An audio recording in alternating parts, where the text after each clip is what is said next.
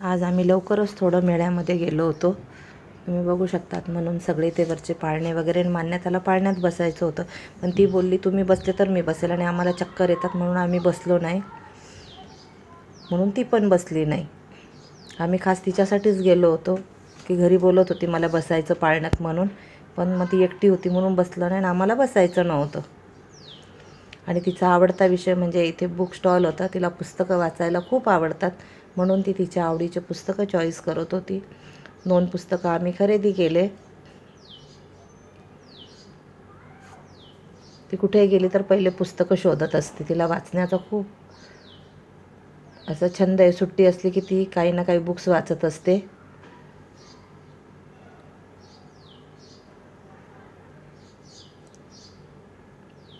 आणि नंतर बाहेरून हे खूप सुंदर दिसत होतं.